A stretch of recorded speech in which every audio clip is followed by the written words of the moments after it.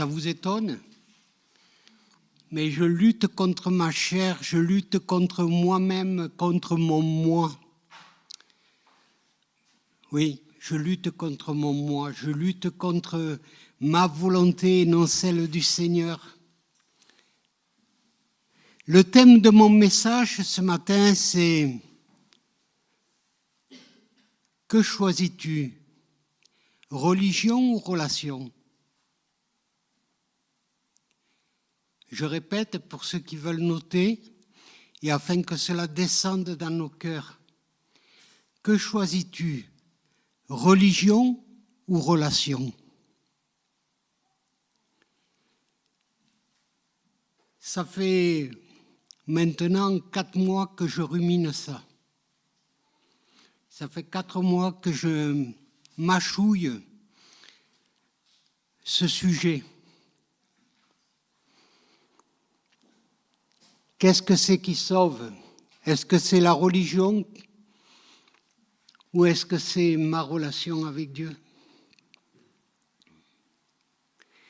Tout en sachant que quand on cherche la relation avec Dieu, eh bien on va s'apercevoir combien est grande notre misère, combien ma misère est grande. Parce que quand on va chercher la relation avec Dieu, on va automatiquement chercher l'intimité avec Dieu. Parce que pour avoir la relation avec Dieu, eh bien, il faut chercher à le connaître. Mais pas le connaître simplement intellectuellement. Vous savez, la Bible, en 45 ans de conversion, je l'ai lue quelques fois. Ouais. Je ne dis pas que c'est un honneur, je l'ai lu quelques fois. Mais est-ce que chaque fois je l'ai lu par la puissance de l'Esprit? Et est-ce que j'ai demandé au Seigneur que la lettre soit vivante pour moi? Je ne suis pas sûr. Je suis même certain que non. Mais ce que le Seigneur veut aujourd'hui, c'est que quand je lis la lettre, que chaque verset soit vivant pour moi, qui parle à mon cœur, et que ce que je vis, je puisse le prêcher. Parce qu'aujourd'hui, je vous le dis, je n'ai plus envie de prêcher quelque chose que je ne vis pas. Je l'ai fait au début de ma conversion, il y a quelques années, je l'ai fait. Mais je me refuse de prêcher ce que je ne vis pas. Pourquoi? Parce que sinon c'est un mensonge.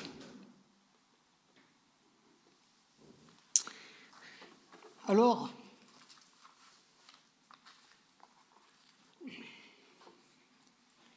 j'ai préparé quand même quelque chose pour vous, parce que je voulais vous gâter.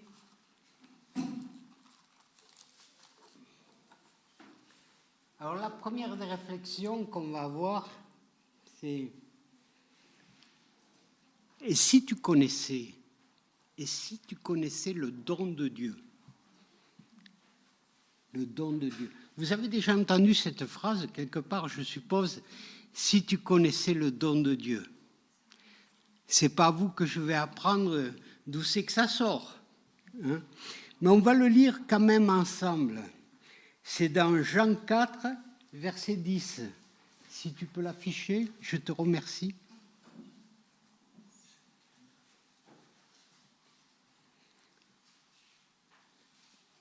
Jésus lui répondit, « Si tu connaissais le don de Dieu, et qui est celui qui te dit, donne-moi à boire, tu lui aurais toi-même demandé à boire, et il t'aurait donné de l'eau vive. »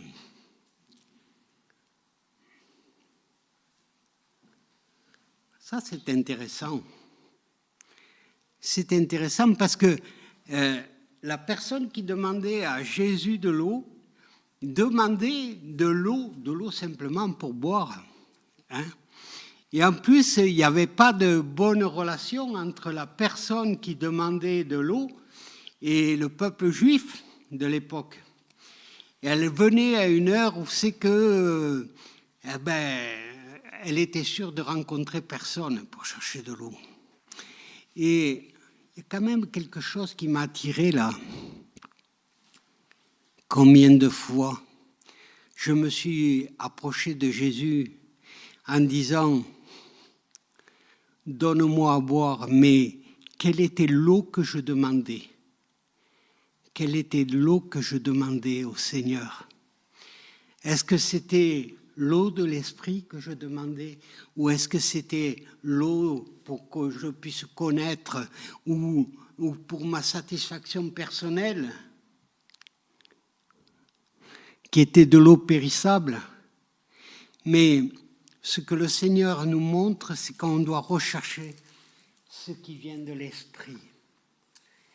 Et aujourd'hui, Dieu nous appelle, parce que nous sommes dans ces temps de la fin, je vous le dis au cas où vous ne vous en seriez pas aperçu, mais sachez une chose, c'est que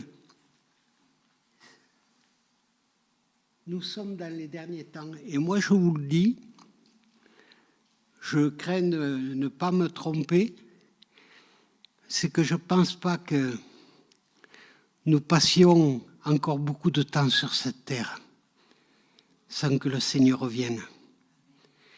Et vous savez, il y a une chose, c'est que la Bible dit que personne ne connaît ni le jour ni l'heure. Mais il y a une chose qui est sûre, c'est que Dieu nous autorise à nous préparer. Dieu nous autorise à nous préparer afin que nous soyons prêts à le rencontrer, que nous soyons dans cette relation d'intimité. Vous savez, aujourd'hui, on ne peut pas se permettre de chercher l'à peu près. Et je vais vous dire, il y a une chose qui dérange la relation que l'on peut avoir avec Dieu, c'est notre esprit qui va chercher ce qui ne va pas chez les autres. Et combien de fois je l'ai fait? Combien de fois je l'ai fait? Et j'ai été repris sévèrement. Je vous le dis. J'ai été repris sévèrement à tel point que je ne pouvais même plus regarder la parole de Dieu. Et pourtant, si vous saviez combien j'aime la parole, je ne pouvais plus la regarder sans me sentir accusé. Et j'ai dû me repentir et dire, Seigneur, permets que je ne regarde plus l'autre comme un coupable, mais que je regarde la grâce que tu fais dans son cœur. Que je puisse regarder ce que toi tu veux faire pour l'amener jusqu'à ce qu'il puisse te connaître lui aussi. Voilà ce que le Seigneur veut. Vous savez, l'autre jour, il y a quelqu'un qui m'a dit, et je l'ai repris aussi comme j'aurais aimé qu'on me reprenne à un certain moment, il y a quelqu'un qui m'a dit, et non, pas qu'un, 4 personnes m'ont dit, vous savez, Joss Meyer, c'est une faux prophète. Ah! Et vous savez ce que j'ai répondu? J'ai dit, est-ce que tu as vérifié ça? Est-ce que tu as la certitude de ce que tu dis? À ces personnes, je leur ai répondu comme ça. Ah ben non, mais j'ai entendu dire que. J'ai entendu dire que ça vient du diable. Je vous le dis tout net. Ça vient du diable. Parce qu'il est facile de détruire quelqu'un sur des on-dit. Sur des on-dit. Et surtout les serviteurs de Dieu. Une fois, j'étais aussi dans une réunion et quelqu'un m'a critiqué une église de Valence. Et j'ai dit, pourtant c'était des gens qui connaissaient bien le Seigneur, hein. Et j'ai dit, mais qui vous permet de dire que c'est une église qui ne va pas bien? Qui vous permet de dire ça? Qui vous permet, hein? Est-ce que vous avez pris le temps de vérifier? Est-ce que vous connaissez bien les personnes? Et là, il y a eu un grand silence, vous savez, un grand froid. Je crois qu'il y a des choses qu'on ne peut plus laisser passer. L'autre jour aussi, j'étais dans une réunion, j'étais en représentation à l'armée du salut. Et il y a une personne qui mangeait à côté de nous et qui commence à me baver sur l'église Pentecôte, sur l'église M, sur l'église ci, sur l'église là, et qui me bavait de façon négative, toujours de façon négative. On a le choix d'écouter ce qu'on entend, ou on a le choix de refuser ce qu'on entend. Parce que ce qui rentre dans nos oreilles nous souille, et en plus de cela, ça fait un écran à la communion avec Dieu. Ça fait un écran à l'intimité avec Dieu. Et ce que le Seigneur veut, c'est qu'on ait le courage de refuser ça. De refuser, et c'est ce que j'ai fait. J'ai dit à la personne, écoute, maintenant ça suffit, je prends autorité au nom de Jésus, tu arrêtes de me raconter ça. Si tu veux raconter ça, tu sors. Et voilà, et la personne, ça a été fini. Pourquoi ? On n'est pas obligé de subir, les souillures du monde chrétien. Parce que le monde chrétien, on n'est pas meilleur que les autres. Je regrette de vous dire ça, mais on n'est pas meilleur que les autres. Et on a besoin de rentrer dans la sanctification. On a besoin de rentrer dans l'éducation avec le Seigneur. On a besoin de découvrir combien le Seigneur veut nous montrer dans sa relation qu'est-ce qu'il veut pour nous. Voilà, je continue.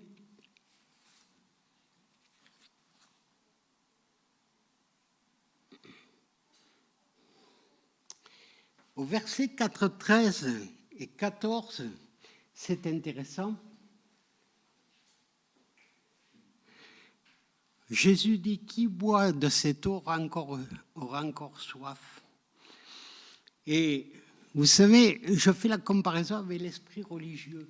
L'esprit religieux, on est toujours en train de boire cette eau qui est médiocre, qui est nauséabonde. Oui, je parle dans le micro, excusez-moi.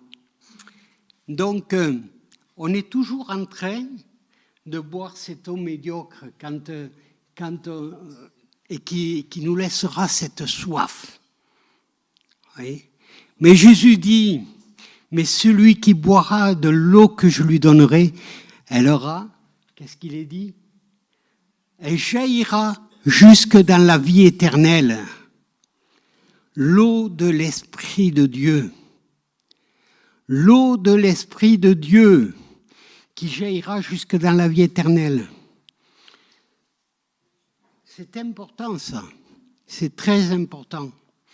Pourquoi ? Parce que aujourd'hui, on pourrait dire, oui, mais bon, moi je sais quand même, ça fait longtemps que je suis chrétien, ça fait longtemps que si, ça fait longtemps que je connais, ça fait longtemps que j'entends ces messages, ça fait longtemps que... Et toujours est-il, mais moi j'ai une question à te poser. Aujourd'hui, est-ce que tu es toujours dans l'eau pour nourrir ta chair ? Ou est-ce que tu es dans l'eau vive qui va nourrir ton esprit ? Ça, c'est une question qui est importante pour chacun d'entre nous.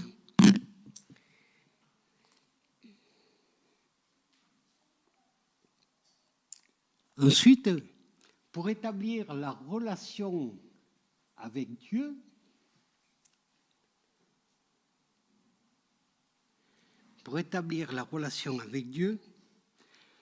eh bien, il faut le connaître. Vous savez, moi je vais vous dire une chose. Regardez tous les gens que vous connaissez. Vous connaissez vos voisins. Hein ? Vous les connaissez. Vous les connaissez parce que vous leur dites bonjour, bonsoir, comment allez-vous, etc., etc. Mais est-ce que pour autant on les connaît intimement ? Non. On ne les connaît pas intimement. Et puis on ne se permettrait pas même d'aborder des choses intimes sans qu'ils nous autorisent à aborder ces choses. Donc, nos voisins, c'est de la courtoisie. D'accord ? Les amis, c'est la même chose. Les amis, on les invite autour d'une table, on les invite, tout ça. Les amis, c'est pareil. Là, on nourrit nos sentiments, notre bien-être. Je t'aime, je suis content de t'avoir à ma table. Mais sauf que ça ne va pas plus loin. C'est-à-dire que souvent, on s'aperçoit que les vrais amis, on les connaît quand on est dans la difficulté, qui sont là. C'est là qu'on voit les amis. C'est pas quand tout va bien qu'on voit les amis. Les amis, ils t'invitent quand tout va bien. Mais le jour où tu as une difficulté, et malheureusement, ça peut même se produire dans une église, ce genre de choses. Pourquoi ? Parce qu'on est fait de chair aussi, malheureusement. Et ça peut arriver. Et ce que le Seigneur veut, c'est nous dire et nous poser cette question, est-ce que tu me connais ? Est-ce que tu me connais réellement ? Est-ce que tu prends le temps de cette connaissance ? Est-ce que tu prends le temps qu'on ait cette relation tous les deux l'un à l'autre ? Est-ce que tu prends le temps ? C'est sûr que pour connaître quelqu'un, il faut se donner du temps.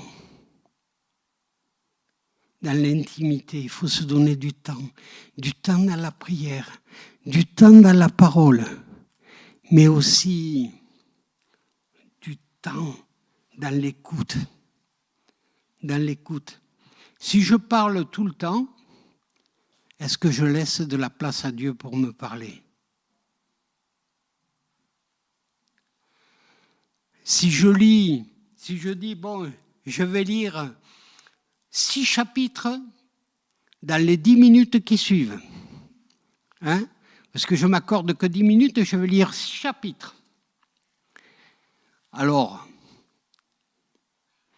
je peux vous dire une chose, c'est que vous n'allez pas laisser le temps à Dieu de vous montrer ce qu'il y a dans ces 6 chapitres. Il faut laisser le temps au Seigneur de nous parler. Il faut lui laisser le temps de nous nourrir de manière à ce que cette parole pénètre dans nos cœurs.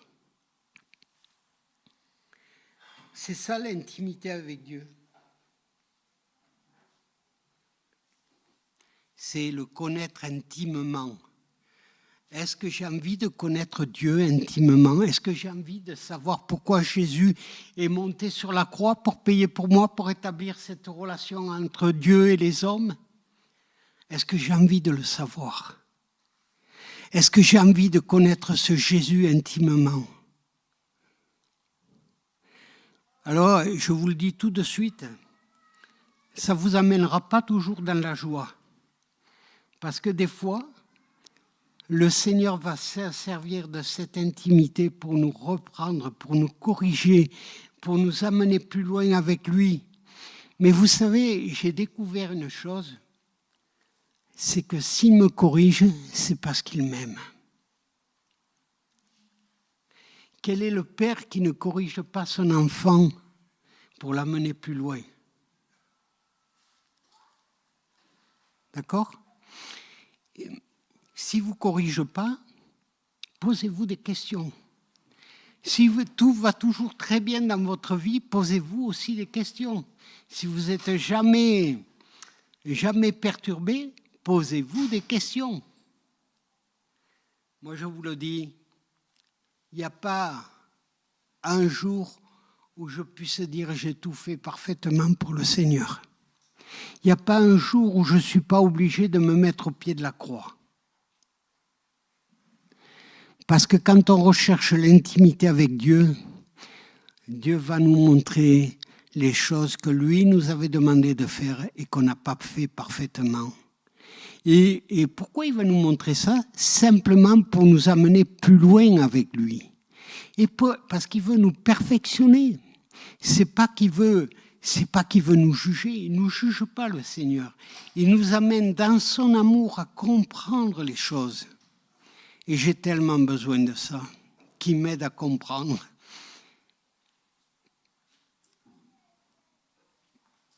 Ensuite, il y a quelque chose.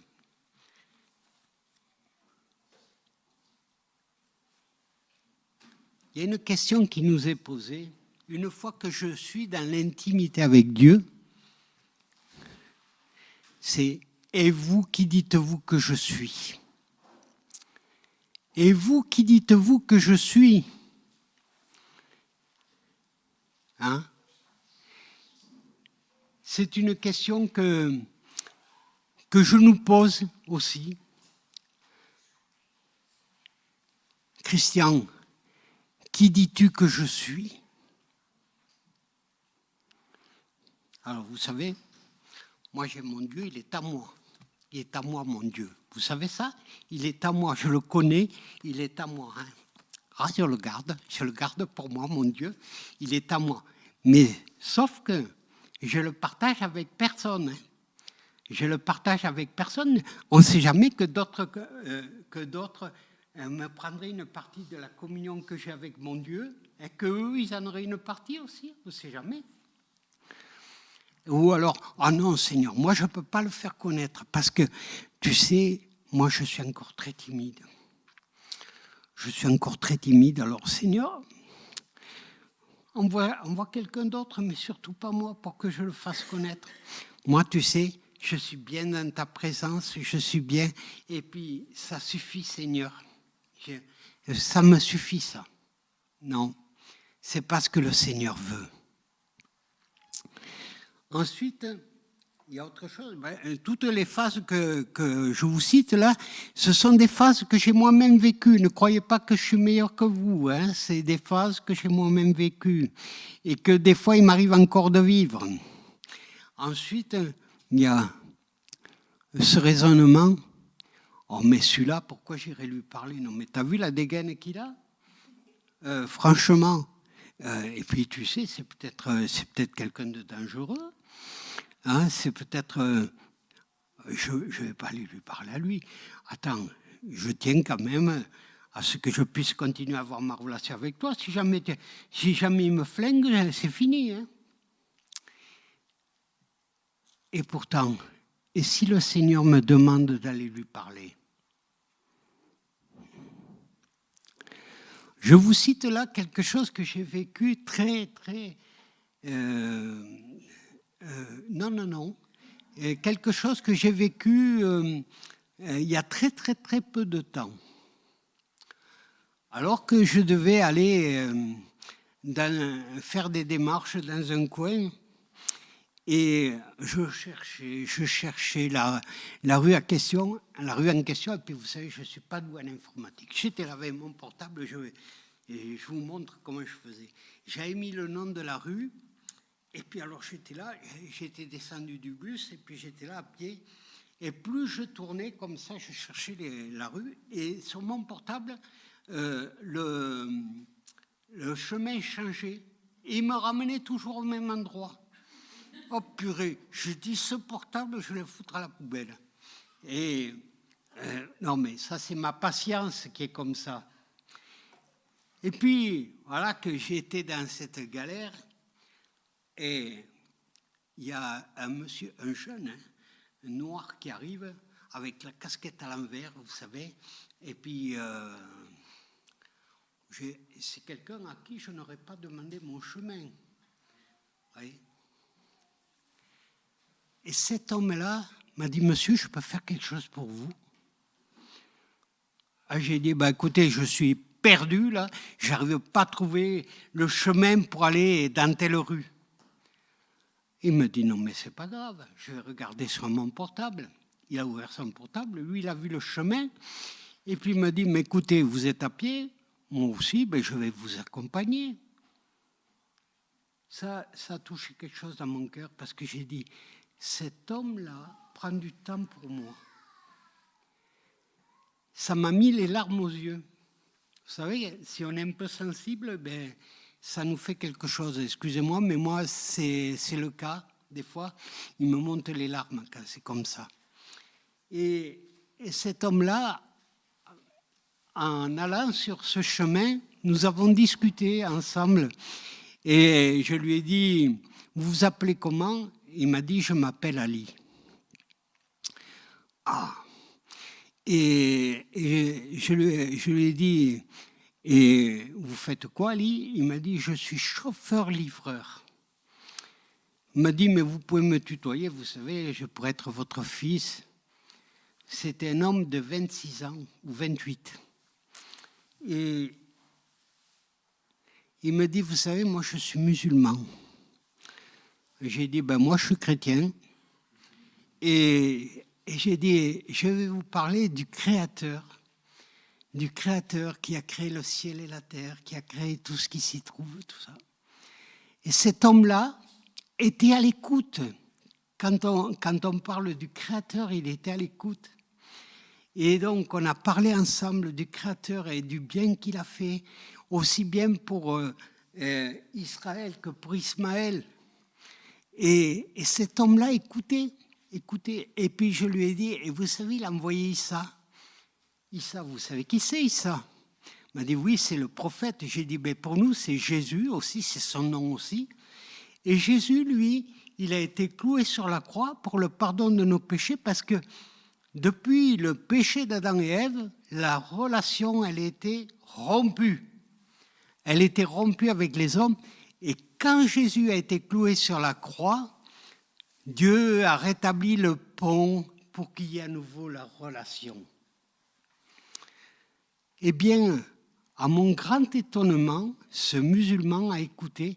Il m'a dit, j'ai rencontré aucun imam qui m'a parlé de cet amour de Dieu qu'il a envoyé son propre fils. Il m'a dit, j'ai jamais entendu parler de l'amour de Dieu pour nous. J'ai dit, mais vous savez, si on a tant de différences, c'est parce que le cœur de l'homme est mauvais. C'est que le cœur de l'homme s'est endurci. Mon cœur s'est endurci.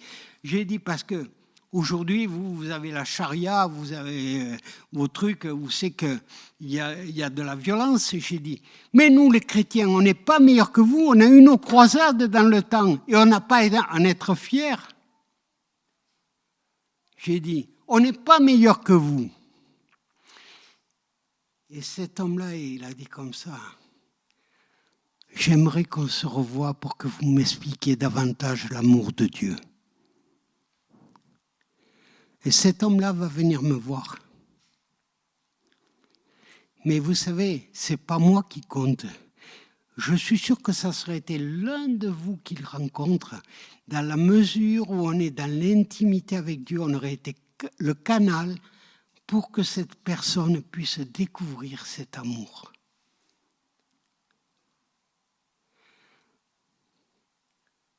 Alors donc, mon truc, c'est que, et vous qui dites-vous que je suis, c'est est-ce qu'aujourd'hui, je suis prêt à oser parler de mon Seigneur. Pas comme un religieux, mais comme quelqu'un qui le connaît réellement. Et est-ce que je suis prêt à aller vers les personnes que Dieu met devant moi et que ce ne soit pas mes a priori qui arrêtent les démarches. Vous savez, aujourd'hui, on est dans un coin de Valence où c'est que nous avons de la misère tout autour de nous. Vous avez Font-Barlette. Font-Barlette, il y a des tas de gens qui ne connaissent pas le Seigneur. Heureusement qu'il y a parmi nous des gens qui osent aller vers ces gens-là et qui ont tellement besoin de découvrir. Je veux aller plus loin avec vous parce que je ne veux pas être dans une accusation, parce que ce n'est pas du tout le but du message, sinon je m'arrête tout de suite.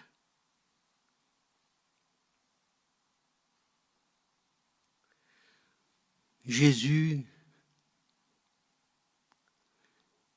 je vais vous citer un texte que vous ne connaissez sûrement pas, ça va être une découverte pour vous. Jean 3,16. Car Dieu a tant aimé le monde. Si on le récitait ensemble, mais qu'on se l'approprie tout à nouveau. Car Dieu a tant aimé le monde qu'il a donné son Fils unique afin que quiconque croit en lui ne périsse pas, mais qu'il ait la vie éternelle. Quiconque. Est-ce que c'est à moi de choisir ce quiconque? Ou est-ce que c'est Dieu qui choisit? Ah.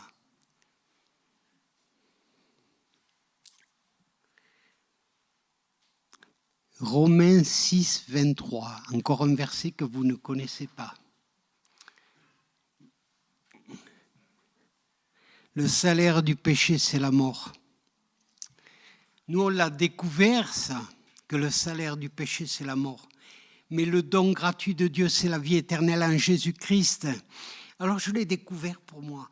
Mais est-ce que je suis autorisé à le faire connaître à ceux qui ont besoin de découvrir ça? Que le don gratuit de Dieu, c'est la vie éternelle en Jésus-Christ. C'est le don qu'il a fait. Ce n'est pas moi qui fais ce don, c'est Jésus qui l'a fait.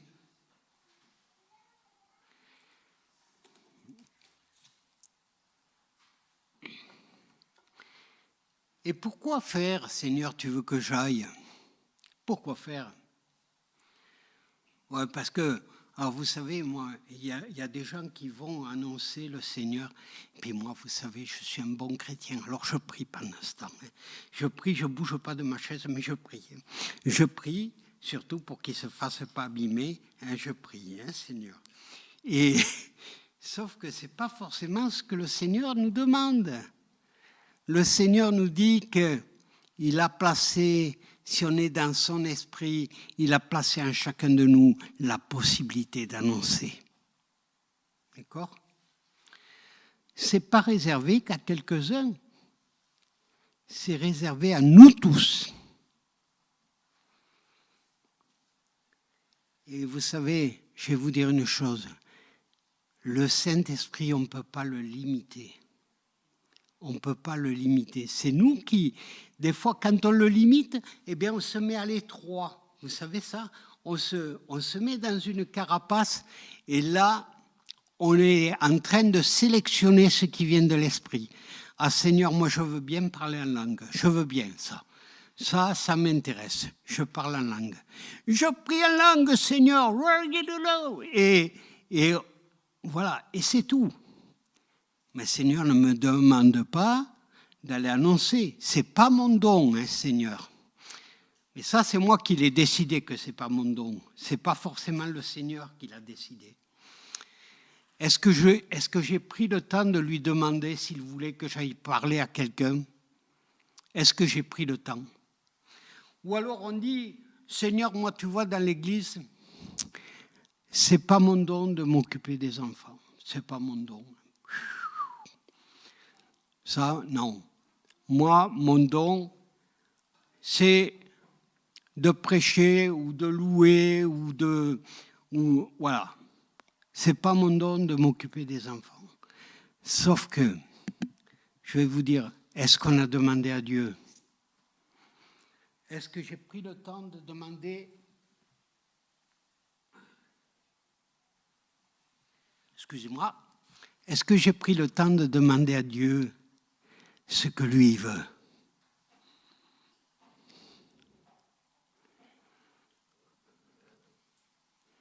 Souvent, on est confronté, quand on veut marcher par l'esprit, mais on est confronté à notre chair. C'est comme ça. Pour tous les hommes et pour toutes les femmes. là-dessus, il n'y a pas de différence. Hein. Sachez, mes bien-aimées femmes, que vous êtes au même titre que nous, vous avez les mêmes avantages, mais aussi les mêmes inconvénients, c'est-à-dire que vous devez lutter vous aussi contre votre chair. Alors vous savez aussi, oh ben, il y a telle réunion, est-ce que c'est bien important que j'y aille? Tu vois, Seigneur, moi, je suis bien chez moi en ce moment, et puis est-ce que c'est bien que j'y aille? Je suis sûr, Seigneur, que tu m'en voudras pas si j'y vais pas. Et souvent, c'est ça, c'est les raisonnements que l'on a. Mais c'est sûr que le Seigneur ne t'en voudra pas. Mais tu passes à côté de l'obéissance. Comment connaître Dieu sans obéir? Ah, c'est difficile de connaître Dieu sans lui obéir. Oh oui, Seigneur, je te connais, je t'aime, Jésus, mais ne compte pas sur moi pour t'obéir. Hein. Ne compte pas sur moi pour t'obéir. Ben, vous ne craignez pas d'avancer, le Seigneur vous aimera quand même, mais ne comptez pas d'avancer avec le Seigneur si vous ne lui obéissez pas. Vous savez, ça me rappelle ça quand j'apprenais à ma fille à faire du vélo. Alors ma fille, elle était là sur son vélo. Papa, tu me tiens, papa. Et alors, j'ai dit, oui, je te tiens, sois rassuré, je te tiens. Et on commence à partir en vélo. Et elle me dit, tu me tiens toujours. J'ai dit, oui, je te tiens. Et puis, quand elle a pris de l'élan à pédaler en allant de plus en plus vite, eh bien, automatiquement, l'équilibre s'est fait et elle est partie toute seule. Et moi, j'étais 2-3 mètres en arrière. Et puis, elle me dit, tu me tiens? J'ai dit, oui, je te tiens. Et puis, elle est partie. Et puis, elle a fait le tour. Elle est revenue, elle m'a dit, pourquoi tu m'as lâché? J'ai dit, parce que maintenant, tu es capable de faire du vélo toute seule. J'ai dit, mais pour que tu puisses arriver à faire du vélo, au bout d'un moment, il a fallu que tu prennes confiance en toi. Et ça, moi, je ne pouvais pas te donner la confiance que j'avais en moi afin que tu te l'appropries. C'était toi qui devais faire ton expérience de la confiance que tu pouvais recevoir et mettre en application. Et quelque part, le Seigneur voudrait nous dire, eh bien, je ne vais pas t'apprendre à faire du vélo, mais je vais t'apprendre à m'obéir. Je vais t'apprendre à marcher avec moi. Je vais t'apprendre à faire des expériences avec moi. Je vais t'apprendre à grandir dans l'esprit avec moi. Mais pour ça, il faut que tu te fasses confiance et que tu lâches. Que tu lâches tout ce qui te rassure et que tu me laisses souffler de mon esprit dans ta vie. Que tu me laisses vraiment agir afin que toi, tu puisses rentrer dans les dimensions de l'esprit que j'ai pour toi.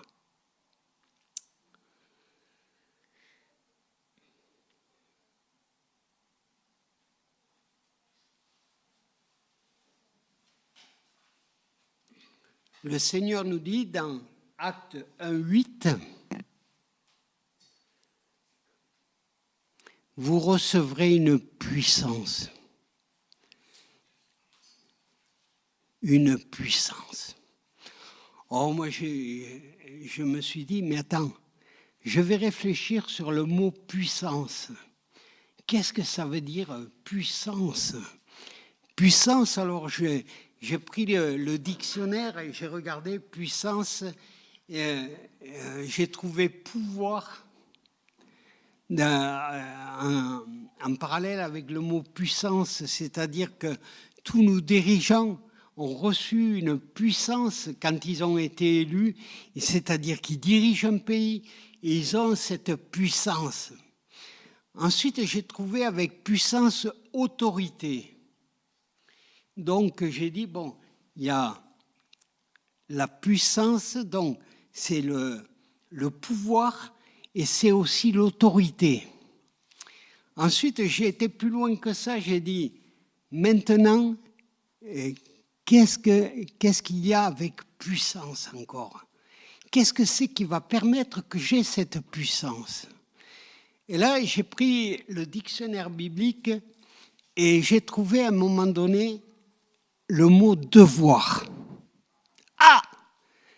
J'ai dit donc, pour acquérir la puissance, nous avons aussi des obligations.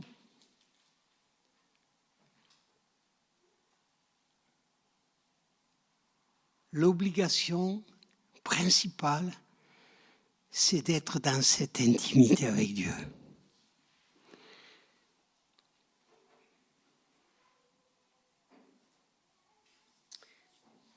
Dieu nous a laissé un commandement, et puis après, c'est chacun qui voit ce qu'il en fait. Il nous a laissé ce commandement d'annoncer. Vous connaissez tous Marc 16, verset 15 jusqu'au verset 20, hein, qu'il nous faut aller partout. Il n'a pas dit aller que dans les endroits que vous aimez bien, il a dit d'aller partout. Hein,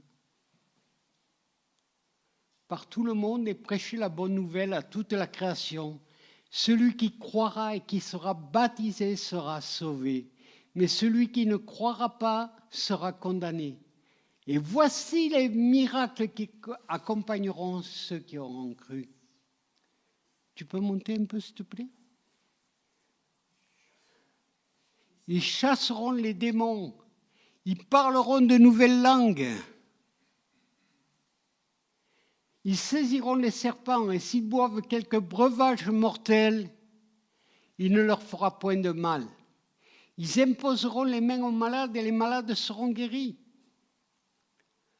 Le Seigneur, après leur avoir parlé, fut enlevé au ciel et il s'assit à la droite de Dieu. Et ils s'en allèrent prêcher partout.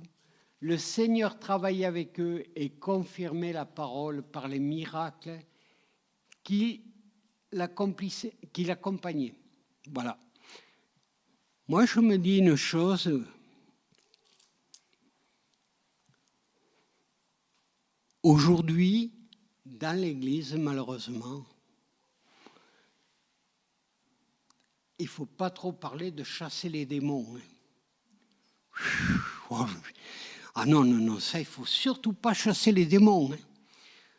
Les démons, mais tu te rends compte, c'est dangereux ça, de faire ça, de chasser les démons. Hein? Ou la délivrance. Vous avez jamais entendu dire que la délivrance, il ne faut pas trop en parler. Vous savez, quand on a reçu Jésus, on est délivré de tout. Hein? Moi, je l'ai entendu dans certaines églises, c'est ce qui est pratiqué. Une fois que vous êtes converti, vous n'avez plus de problème. Sauf que ce n'est pas vrai, c'est un tissu de mensonges. Et le Seigneur nous invite à pratiquer ça, à avoir l'autorité. Mais l'autorité, comme je vous ai dit tout à l'heure, ça passe aussi par les devoirs. Les devoirs d'être en communion avec Dieu. Les devoirs de vouloir marcher avec Dieu. Jour après jour. Ce n'est pas ma volonté qui compte. Ce n'est pas ce que moi j'ai envie de faire qui compte. C'est ce que toi tu veux que je fasse, Seigneur.